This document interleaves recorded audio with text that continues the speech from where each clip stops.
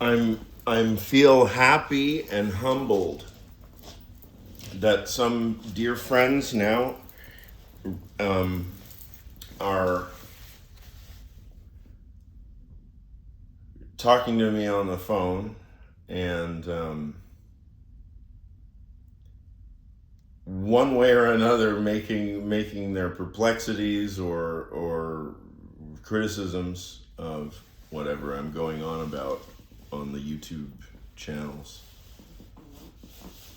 that I have, of which there are three now. Yeah, there's a kind of diversity of sentiments ranging from, I think, perplexity and just curiosity to a more kind of forceful critique, and they're all perfectly valid, I think, and it's really meaningful and valuable to me having this kind of feedback because it means that I get to really experience semantic traction with other humans, despite the fact that maybe some amount of what I'm saying either sounds self-indulgent, out of place, category error, waste of time. And all of these complaints, I know they're likely, and I don't know how to be reassuring across the board, even though I would very much like to be just reassuring across the board. Like, apropos self-indulgence, like who's this for? Well, it is a philosophy. My concern is philosophy. Philosophy is a big place. There can be philosophy of any number of things. You can pick up an object. You can pick up this object and you can say, well, it's the philosophy of gold pen. All you have to do is spell out what it is. Oh, your philosophy, I heard you teach the philosophy of gold pen. And if I'm prepared to stand here and say, well, yes, first of all, there are several things that we need to understand about the pen. The type of gold, what the gold signifies.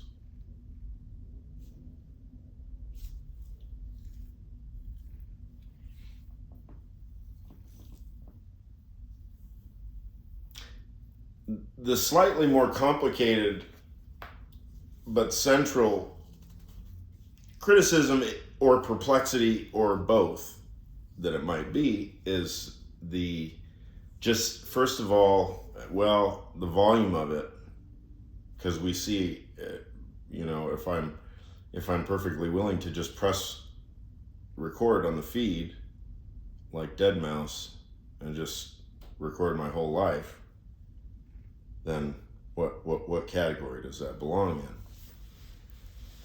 At least with Dead Mouse, he's producing tracks, but what is it that I'm doing? If I'm not just mindlessly or mindfully indulging in my own private masturbatory theater.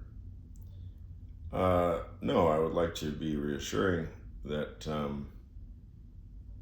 I am actually attempting to speak about fairly classical themes of direct and immediate relevance to current goings on in the world.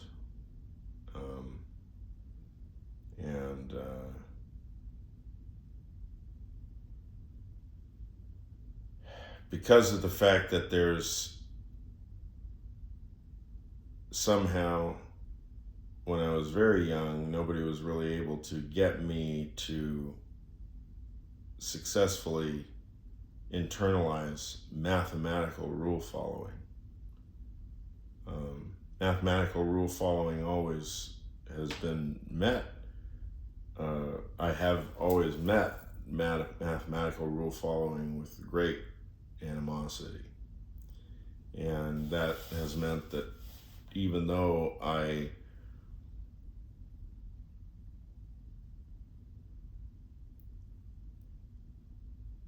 find the mathematical knowledge to be, it's appropriately categorized as the highest type of knowledge, that's undeniable. So then somebody in my position where somehow I'm procedurally illiterate in some important practical way, nevertheless, I need to associate myself with mathematical rigor to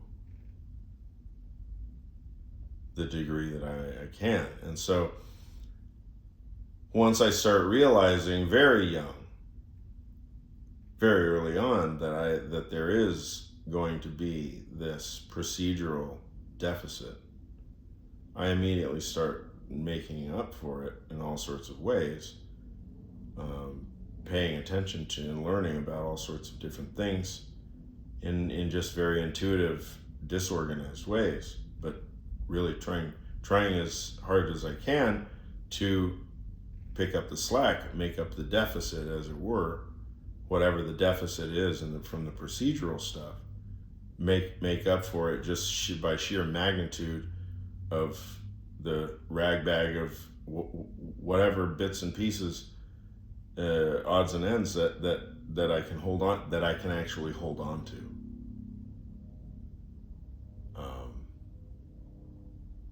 So what I think, and I mean, because of the procedural stuff, the procedural malfunctions, writing philosophy has been a horribly hazardous and, on the whole, largely unsuccessful affair.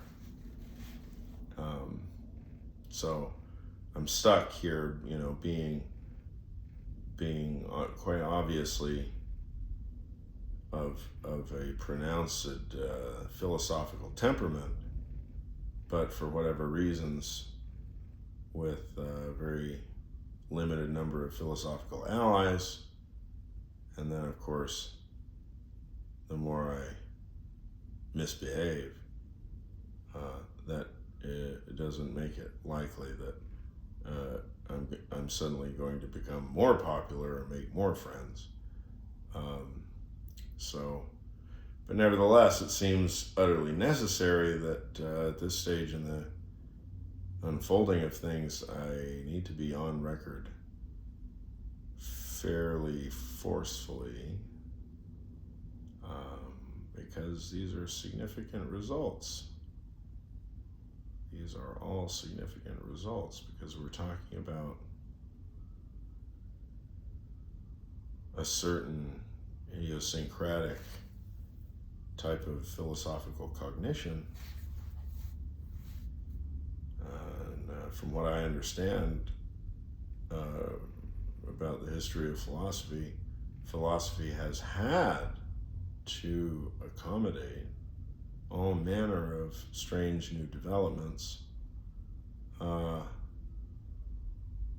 course, at however delayed, how much ever of a delay, from the time of the origin of the new approach until it finally disseminates. But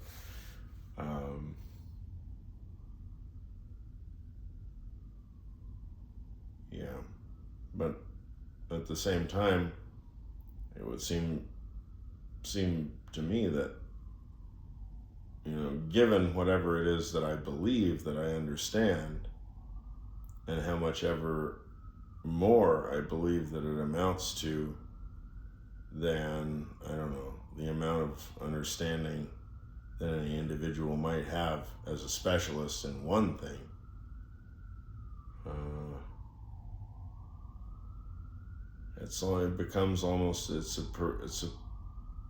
It just becomes an obligation to my own self. I mean, I have to attempt to represent the magnitude of my own understanding properly in the world. And I have a hunch that the world has somehow missed something about me, and I'm trying to get to the bottom of that.